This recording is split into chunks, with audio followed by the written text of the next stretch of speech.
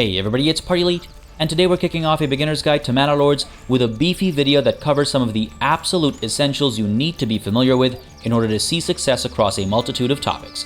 If you have specifics you'd like to see explained in more depth in future videos, let me know in the comments below. I have plans of my own, but I'm always keeping an eye out for what people want me to prioritize. I want to quickly mention that outside of this channel, I am affiliated with the publisher Hooded Horse.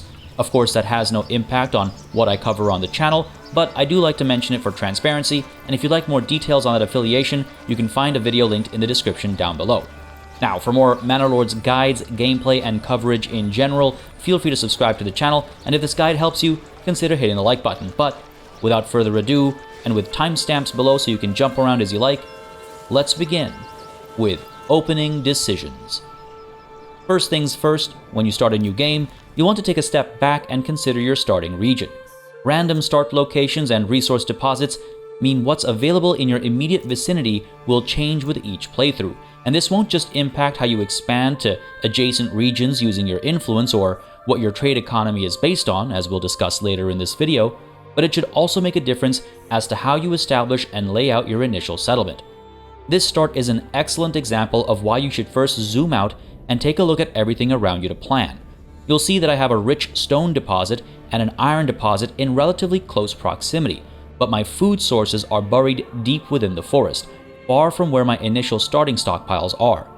Looking at my current stockpiles, I see that I have about 4 months worth of food, so we need to make a beeline to the food sources. It's a good idea to open up the construction menu to gain access to the overlays and study them briefly first too.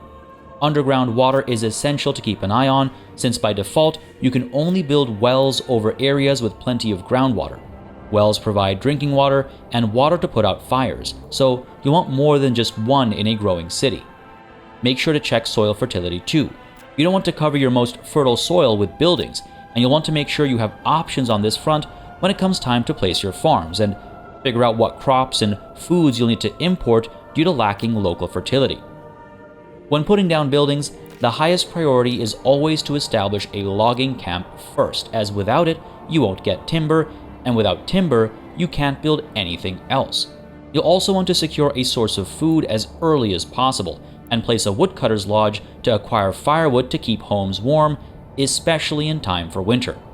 Here, I'll tell my logging camp to prioritize their work areas in a way that makes a specific clearing in the forest, by using this tool in the Advanced tab, pressing Ctrl, and using the scroll wheel to adjust the size of the area before picking a spot, ultimately with the intent to establish a hunting camp closer to the wild animals, which would in turn make hunting a fair bit faster, as the hunters would have to travel less distance between their camp and their prey. I don't want to get too close to the herd with construction though, because the animals will migrate away. I can then continue clearing the forest with the help of the logging camp and woodcutter's lodge to get closer to the berries before they die in winter, and then, much later down the line, the clay deposit. There's plenty of resources to eat, plenty to build and manufacture with, and plenty to trade, all with a clear path for progression too. With firewood and food acquisition underway, you want to put down a market so that those goods are distributed amongst the people for use, and you'll want to establish a granary and storehouse so your starting resources are protected from the elements. Otherwise, they'll go to waste. Next comes establishing homes and a source of water, and then looking to fulfill the people's needs by selecting their homes and checking their demands. As you fulfill these demands and upgrade enough homes, you'll gain access to development points with which to determine this town's strengths. Plan your decisions based on what this specific region will need and what it has, and keep in mind that future regions you expand into will have their own development trees, so you can choose according to what those specific regions can provide and how you want to develop them.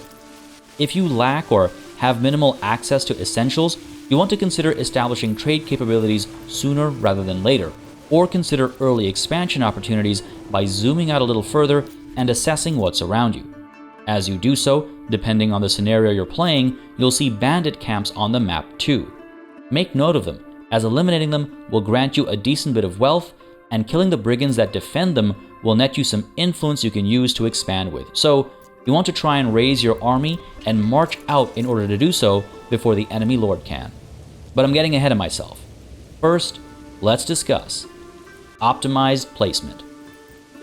Moving goods takes a lot of time in Manor Lords, and so properly planning your production chains and placing your buildings accordingly is very important. Roads aren't necessary to connect buildings, but people and animals move a lot faster along roads, and keep in mind that using the organic road building tool, you can widen a road easily by simply layering more and more roads on top of or right next to the same spot. Not only does this create a nice visual, it also acts as a main thoroughfare where needed. Either way, road construction is free since it's just dirt paths, so don't hesitate to place these down where you need them. You can always delete them if you'd like. We already discussed some of the nuance of building placement in the previous section. Placing buildings too close to animals will cause them to migrate away. You should check soil fertility before building structures on your limited fertile soil, and studying the map should give you a macro sense of how to develop your city. But there are more localized decisions to make as well that might not be obvious for first-time players in particular, even if you're familiar with the genre. Keep in mind, for example, that timber needs to be moved by oxen. It doesn't magically appear where it's needed, or where it's stored after being cut. Keeping your logging camp close to where the woodcutting and processing is going to happen, or where the vast majority of construction will take place, then increases efficiency. Generally speaking, it's also not a bad idea to build a second hitching post and acquiring an additional ox early on to help more efficiently transport timber around, but more on that later. Note that your oxen will always be returned to their hitching posts, so you may want to move the one you start with if there's a better home based on the rest of your city's layout, and it's worth noting that it can take months for a new ox to arrive, so you really need to plan ahead. Keep in mind that certain buildings, like the logging camp, are free to move even after construction, so if your tree line is shifting as you make more clearings, you can freely move the logging camp alongside it, though it will still take time to rebuild, and, as mentioned previously, timber also needs to be hauled over to construction sites, meaning the further away the construction site is from the logging camp, the longer it'll take to get the timber to said site, and the longer it'll take to build as a result. Most other things are either stored in the building that collects or produces them, or they're hauled to a storehouse or granary, from where they're picked up by your people as needed for further processing, but not household consumption. That's what the market is for, as we'll discuss in a second. As goods can be stored and picked up from where they're produced, you want to keep dependent buildings of a production chain in close proximity. When that's not an option, a granary or storehouse should be built to hold the goods needed by the other buildings in the vicinity for quick access, be it for further processing, trade, or distribution at the market. Markets distribute goods for household consumption based on proximity to homes and resource availability, only stockpiling enough to meet local needs, leaving surplus back at storage. Though markets have decent reach, houses that are further away from a market will have less access to goods that are just barely meeting demand. You should try to place your market in centralized locations to maximize reach, and keep an eye on people's needs not being met. Maybe your supply isn't quite meeting demand. Maybe your markets are too far away from certain homes. Maybe your goods are stored too far from the market for the market to be restocked quickly enough, meaning by the time distant residents arrive at the market, everything is already sold out. This is very common. Finally, it's possible that there aren't enough sellers at the market, as I'll further explain later in the video. One final consideration when it comes to placement has to do with commutes. Just like your people have to walk to the markets and the wells and the storage areas to get what they need, they also have to walk from their homes to their workplaces. The jobs your people take on can sometimes be optimized through reassignment, especially as your city grows. The best way to go about doing this is selecting the house whose family you want to reassign, flip to the People's tab, and click the Reassign Workplace button, choosing a nearby workplace. This will ensure that as little time as possible is wasted getting to and from the workplace, but keep in mind that you can't assign artisan families to other workplaces. With that said, worker assignment functions very differently in Manor Lords, as you may already be able to tell, so it's essential that we discuss families and population growth. In Manor Lords, you don't just track and assign individual people to workplaces like in most games, but instead, entire families. Each member of the family performs a different part of the job where they're assigned, and if one family member dies, they'll fairly quickly get replaced by a new arrival, but that won't change the number of families that you're managing.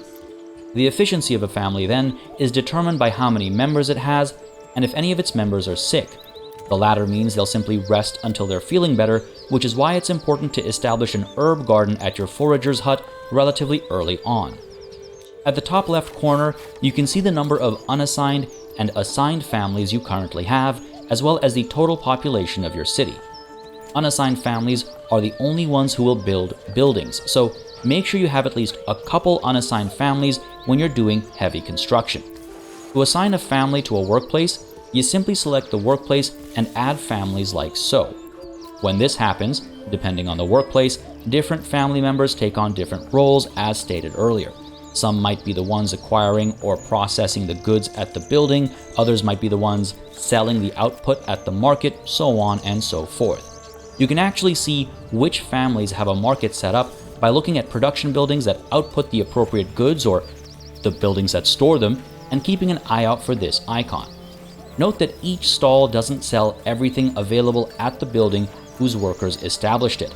For example, a storehouse family might specifically establish a stall to sell firewood, meaning they'll not actually distribute anything other than firewood, regardless of what else is sitting at the storehouse. In larger towns, dedicated storehouses can help ensure all kinds of goods get distributed at the resulting market stalls. When you unassign families from a workplace, those with market stalls are the last to be unassigned.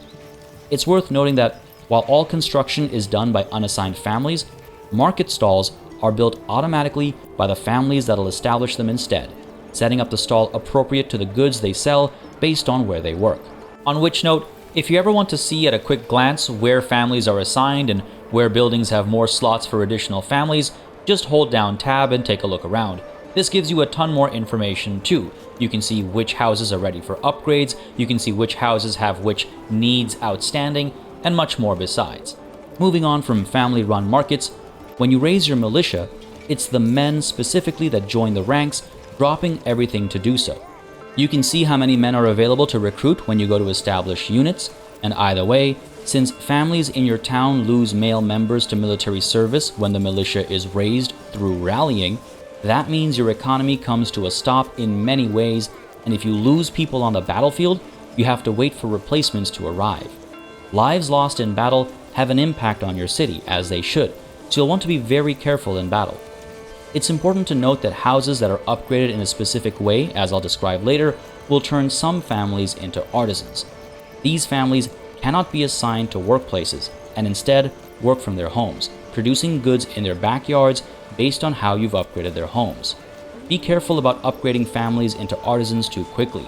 They might be able to make more advanced goods, sure, but you need lower tier families to keep the basics operational, and what's more, while lower tier extensions can be demolished and replaced, these higher tier ones are permanent once picked. Regardless of tier, families consume food and fuel per month. Food is available in the form of meat, vegetables, berries, bread, eggs, apples, and honey, while the latter is in reference to firewood and charcoal, resources needed to warm the home, but also fuel certain industries. While these are both consumed at all times, in the winter, fuel consumption at homes increases drastically. Make sure you have a large surplus, because otherwise people will absolutely freeze to death. The Woodcutter's Lodge collects firewood, unlike the logging camp that specifically collects timber for construction, and later on, if you invest your development points appropriately, you can build a charcoal kiln to turn firewood into twice as much charcoal. Do make sure you've built a Woodcutter's Lodge, and do keep an eye on your predicted supplies, keeping in mind that this doesn't necessarily warn you about the impacts of winter or population growth between now and then. Anyway, back to families and perhaps the most important aspect of them: how to get more. You'll start with only a handful, of course, and you'll very quickly realize you need more to keep even the most basic parts of your settlement operational. There are two aspects to consider here. First is approval rating. Impacted by a variety of factors, including the availability of basic needs, the presence of a church, and the food variety at the marketplace, higher approval ratings help bring families in faster. At 75% or higher, you'll see up to 2 families join per month, and between 50 and 75%, you'll see 1 new family join every month. If approval drops below 25%, meanwhile, you'll see families start to leave, and Some may even turn to banditry if public order is also low. Regardless of how high your approval rating is, though, people won't immigrate if you don't have space for them to settle down. So make sure you're building plenty of houses if you want your city to grow. But don't rush it either. Not only is there a limit to how many people will migrate per month to begin with, mass building houses to leave them empty is simply a waste of timber that could be used to build something more valuable in the meantime. That's also wasted time spent building something that won't be used for much further down the line. And of course, remember, more people means more mouths to feed and more homes to heat. And that's why it's so important to come to grips with the housing system. Homes in Manor Lords work unlike any other city builder you've likely played before, using the Burgage plot system to determine the layout and functionality of the space beyond what it provides for living. First off, houses aren't individually placed or zoned in the modern sense.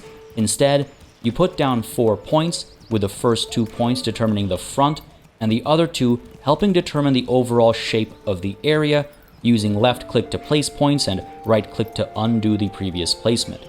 The space within these 4 points is then subdivided into plots, depending on how much space there is and the shape of the overall space, with you being able to opt to create fewer subdivisions if you prefer, or rotate the orientation to determine a different front. The points will snap to roads and the shape of the space within them will conform around other structures, and there are 3 key graphics to look out for as you're making adjustments here. This symbol represents the house itself, the main structure that'll house a family. This one will always show up, and if it doesn't, the area you've drawn is too small. The wider the space you designate, the more of these will show up, and the more resources you'll need before you can actually tell construction to start. Feel free to place these one by one in the earlier days so you're controlling the consumption of construction resources and so that you're not waiting for a larger stockpile just so you can start building people homes. As you make the designated space deeper, a new symbol will appear. This one represents the potential backyard extension for each of these houses. These won't cost any resources when you initially establish houses, but after the house is built, you'll have the option to build extensions in these backyards, and that's when there is an additional cost and construction time involved. More options for these backyard extensions unlock as the house itself levels up, but even the lowest level houses are able to build the basic options to provide additional resources to your city. So a house with a chicken coop might sell eggs at the market, for example. Keep in mind that these options are only available for houses that had this symbol attached to them when designating the housing area. Depending on the shape and size of this area, some of the plots within might have this symbol, while others don't. Pay close attention because this will determine which houses can actually get backyard extensions. The final symbol to keep an eye out for is this one. It'll likely be the rarest one to come up, but it gives you the option to expand the capacity of a plot by adding another house within the area. This means you can place the designated area at a lower cost, even though there's technically room for an additional house that takes a little less space than a full plot. That smaller house won't be built until you later tell it to be built, costing the same amount of timber as a regular house and making room for more storage and an additional family on the same plot, meaning you'll have 2 families working on the same backyard extension, increasing its efficiency. And this is also a way to fill out smaller nooks and crannies of your city while giving it a more organic feel. Don't be afraid of funky shapes here. Manor Lords is an organic city builder that reflects city planning from a bygone era. Apart from that, remember that houses are where entire families live, not individuals. Families operate as a unit as described earlier. Another thing to keep in mind is how houses upgrade. This will be familiar to people who play games in this genre, but whether you've played city builders before or not, specifics are a little different here, so it's worth highlighting. There are a few different categories of needs, and at higher levels, the needs increase too. That's par for the course. Nearby wells provide water, a nearby church fulfills the desire for a church, and a nearby tavern with ale fulfills the desire for a tavern. Everything else is acquired from markets, so keep a decent supply of desired goods, establish markets nearby, and keep an eye out for stalls actually being opened at these markets. Make sure to hover over needs to see details. Don't just assume what they represent. And yes, things produced in the backyard extension of a house will be made available at the market or at storehouses and granaries for others to meet their needs. Once all needs are met at a level, you can upgrade the home at the cost of some resources. Upgrading is essential in making progress towards higher town levels, which in turn will allow you to unlock options using development points. That aside, upgrading a home will also give you access to higher level backyard extensions. These higher level extensions turn the residents of a house into artisans, meaning they'll no longer be a part of the regular assignable workforce as mentioned earlier, instead working on their own craft in their backyard. This is how you bolster your access to some of the more advanced goods. Note that some of these backyard extensions benefit from being larger. A larger vegetable garden or a larger orchard is going to produce a greater output, but a larger backyard for the other options don't make a difference. A larger garden or orchard does take longer to work than a smaller one though, so there's a balancing act involved as the resident family spends more time planting and harvesting, missing out on time spent working where they're assigned. This is where an expansion that puts two families on a single plot can help with efficiency. Plan the sizes of backyard extensions and pick them accordingly, and remember that chicken coops and large vegetable gardens are great at the start when you need an additional and consistent early source of food. Now, as you may have noticed, building these costs wealth, and that's yet another interesting and complex matter here. So, let's discuss wealth, trade, and expansion. There are two kinds of wealth, both important for different reasons: regional wealth and treasury. Regional wealth is the collective wealth of the people living within a single region, generated monthly with higher level housing, earned through the export of goods, or acquired by eliminating bandit camps and distributing their wealth accordingly. It's used to import goods and livestock, to establish trade routes, and to build some of the backyard extensions for your burgage plots. It also, at the cost of approval, helps generate money for the treasury through taxation once you've built your manor. Your treasury is also bolstered through the eradication of bandit camps, choosing to keep the wealth for yourself when doing so instead. The money from the treasury is used in ways regional wealth can't be. The treasury funds the hire of mercenaries, the settlement of new regions, and the expansion and upgrade of your personal retinue. Dedicated soldiers who aren't taken from the general population and can fight without bringing your economy to a stop. Influence is a form of currency too, used to push your claims and acquire additional regions where you can build settlers' camps and begin new villages. And it can be acquired through the elimination of enemy units like brigands, and through the tithe that takes food from the region and converts it into influence, only available once you've built your manor. Building your manor provides some influence too, and the completion of the manor will unlock policies, though only a few are available at the time of this recording. With wealth defined, let's look at one of the key ways to acquire it: trade. Trade cannot take place without first establishing a trade post or a livestock trading post. The former trades everything but livestock, and the latter, well, trades livestock, but both need you to assign at least one family first. The various members of the assigned families will haul goods over to the trade buildings for export, or will otherwise travel to and from the trade points located at the edges of the map to move goods back and forth. It's important to note that these traders will try to get on the road as soon as possible, often going the long way around to do so. So make sure you place roads from the trade buildings that take them more directly towards these trade points and ensure faster trade. Acquiring a horse at the trade post allows for even faster trade, as the families otherwise move goods back and forth on foot and in smaller quantities. And finally, establishing trade routes is another way to make trade faster, at times even a prerequisite to trade certain goods at all. It costs regional wealth, with the cost increasing per established route, but it guarantees a foreign trader will come to your trade post to trade the resource in question. And in the case of higher tier or military equipment, it allows for the trade of the goods to take place in the first place. If you decide not to establish a dedicated trade route for any one of these goods that doesn't need one as a prerequisite for trade, you will still see foreign merchants come through from time to time to go to your trade post, pick up what you have on offer, and give you the appropriate amount of silver. In order to see these merchants traveling around, just zoom out, hold down tab, and keep an eye out for this icon. They move along the King's Road, so it can be beneficial to place these trade posts closer to those main roads, but truth be told, I've seen those merchants take detours if you have something they really want. By the way, this is a great way of securing passive income without having to invest in that dedicated trade route. There are options in the development tree that are ideal to get if you intend to rely on trade. Trade Logistics sets a cap on the price of unlocking trade routes regardless of how many you've previously unlocked, and you can later then remove the tariffs that make it so expensive to import literally anything. This then allows you to import raw materials cheaply, process them into finished goods, and then export said finished goods for great profits. In order to trade at either of these trade buildings, you simply need to set whether you're importing, exporting, or doing both to maintain a certain stock of the item. Then you choose what that target stock level is. You can see the import and export costs on these screens, and of course, establish the aforementioned foreign trade routes too. Note that if you choose to import something at a trade post in one region and export the same thing at a trade post in a different region, goods will move accordingly between them.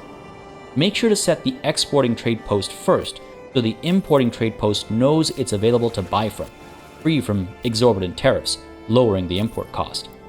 Only the exporting trade post needs a family to move goods like this, and both trade posts can export to each other with regional wealth spent and earned between the regions.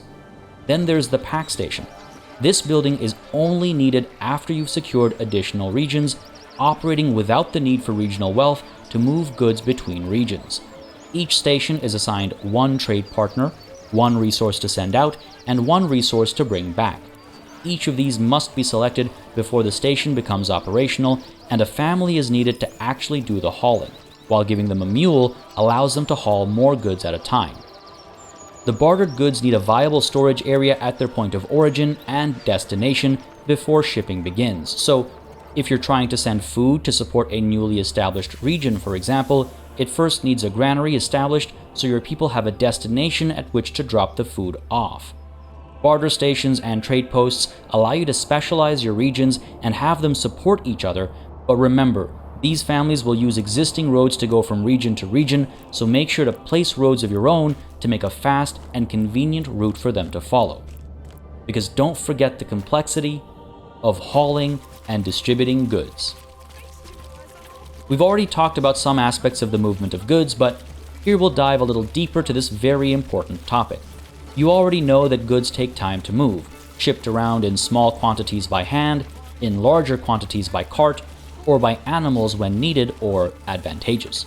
You know that roads help goods and people move around faster, and you know that timber can only be moved with the help of oxen.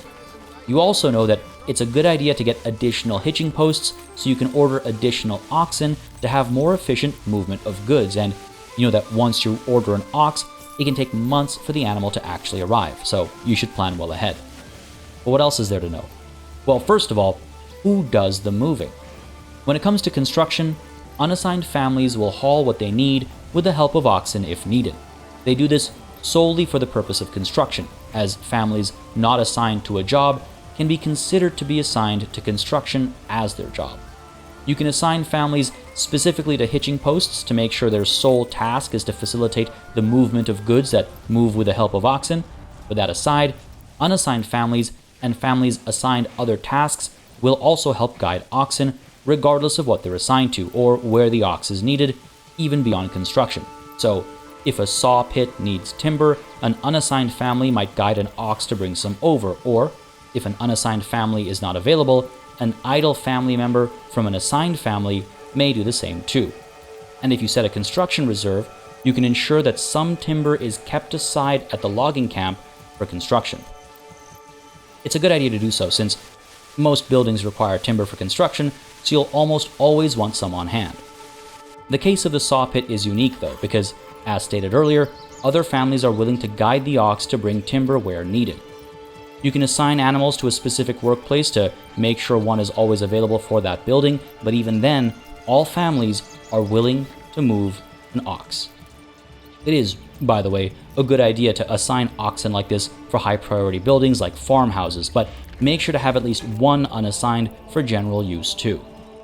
Now, apart from the movement of timber, families with assigned jobs always handle resource acquisition for their jobs, sending somebody over to gather required materials from the nearest stockpiles. Grabbing berries from the granary to make dyes, for example, is done by the family assigned at the dyer's workshop. But if the nearby granary doesn't have any berries, they'll make their way over to the nearest stockpile, which may be a distant forager's hut. That's one of the main reasons to have well-placed granaries and storehouses, to make sure families don't have to travel far to get the raw materials they need. While production buildings have at least some storage space where they can stockpile goods or take to the market to sell, if you want to get products to a proper, centralized storage area, you need to assign workers at the storehouses and granaries respectively. These workers will go to other buildings to pick up and haul their goods that their respective structures can store and stockpile them for others to then pick up, or otherwise establish market stalls to sell the goods themselves if needed. So, if you have a family gathering berries off in the distance, one of them could sell said berries at the market, or you have a family assigned at the granary that's much closer to the market, and then that family handles hauling the berries over from the forager's hut to the granary and then selling them at the local market.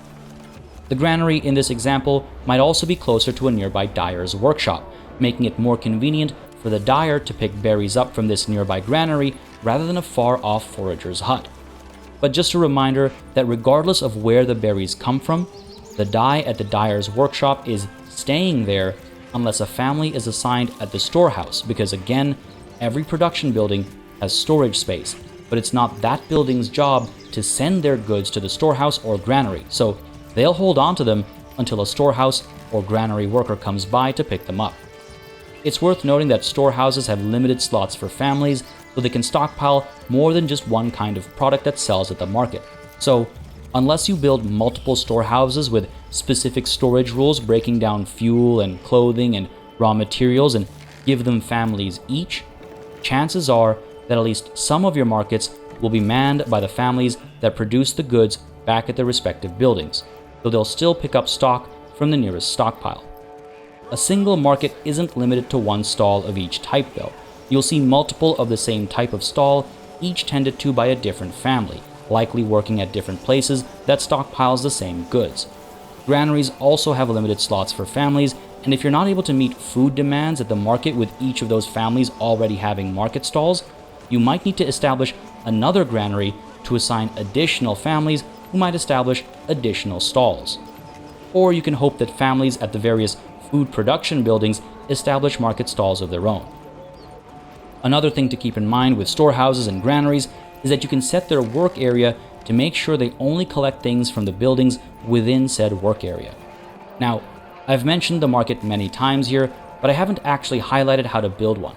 It's simply a matter of using the plotting system to establish an area within which families will set up stalls at no resource cost to you, limited only by the maximum space available. These market stalls are where goods are actually distributed from, and you can unlock firewood carts and food carts to import said goods using regional wealth instead of producing them locally, and then they'll sell at the market. As described earlier, proximity to a market is part of what determines if a house is getting what it needs, but so is the market's proximity to stockpiles of what it sells to ensure timely restocking of goods, as is the number of stalls of different kinds of things at the market. If you find your families aren't getting enough food or clothing, for example, you might need to assign additional families at granaries, storehouses that only store clothes, or at buildings that produce those goods, all in the hopes of additional stalls being built. This is typically the more common problem as you get larger and larger. In the case of your storehouses, you want to get specific with what they can store as your town grows to ensure the families that work at them are building the kinds of stalls your people need. Otherwise, you might end up with a bunch of firewood stalls at the market while all your shoes collect dust in storage. Managing your agriculture. Around your second or third year, you'll want to start investing in agriculture. It takes a sizable population and a handful of buildings to get everything up and running, so you don't want to invest in it too quickly, relying on berries and meat and imports in the meantime. First, there are the fields where crops are actually grown. You'll be able to choose whether they grow emmer, which is a type of wheat, flax, or barley, or alternatively, if they'll be left fallow, and you can see starting fertility of the soil using these overlays. Wheat is needed for bread, flax for linen and then clothes, and barley for ale.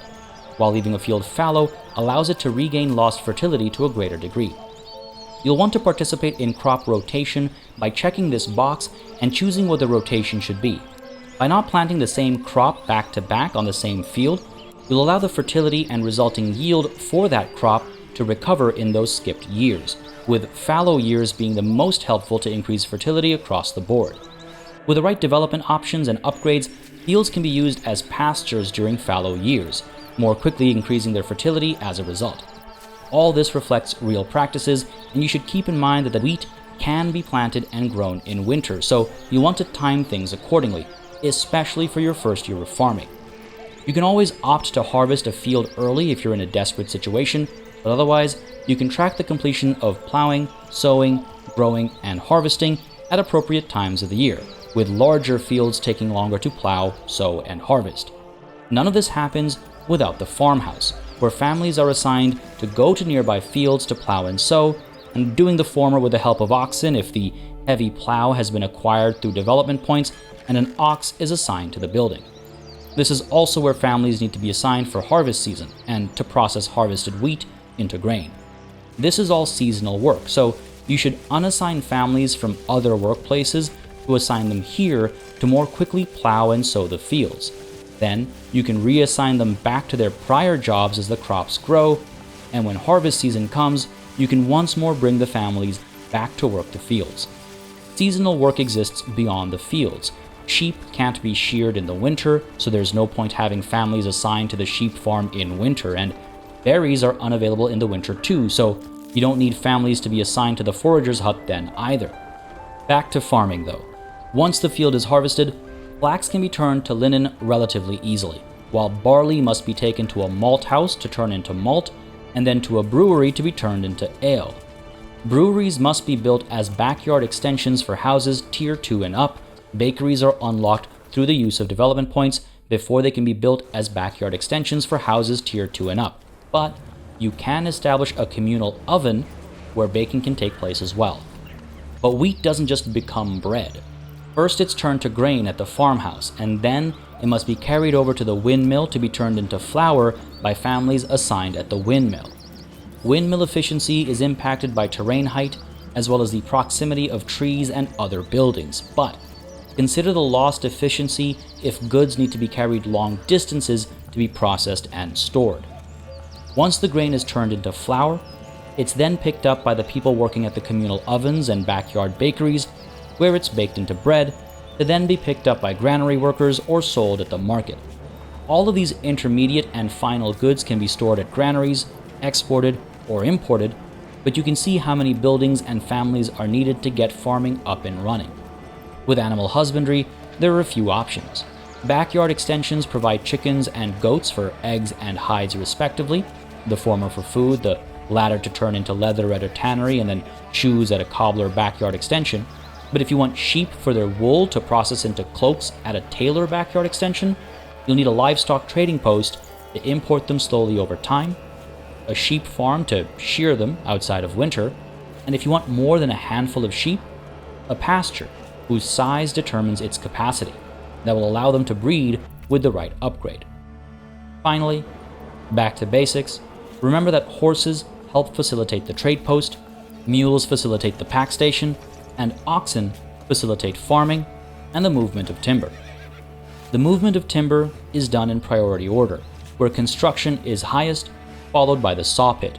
So unless you specifically assign an ox to the saw pit, you will see the saw pit grind to a halt during periods of heavy construction. Assigning livestock to specific buildings will make a world of difference to efficiency, and assigning families to hitching posts and stables will keep them ready to escort the animals when needed. Actions that become more valuable further along, but remember to at least get a second hitching post and ox nice and early to stay ahead of the threat of winter. Folks, there is a ton more to talk about, including war, specific trade and expansion strategies, and much more besides. Let me know if you have any specific topics you'd like to see covered, and otherwise make sure you subscribe to keep up with Manor Lords guides, gameplay, and updates, and if this video helped you out, consider hitting the like button. As always, a Massive thanks goes out to all of the channel members and patrons who've been supporting the channel on a monthly basis. Y'all keep us alive and running smoothly. And of course, a big old thanks goes out to each and every one of you for watching. Until next time, cheers.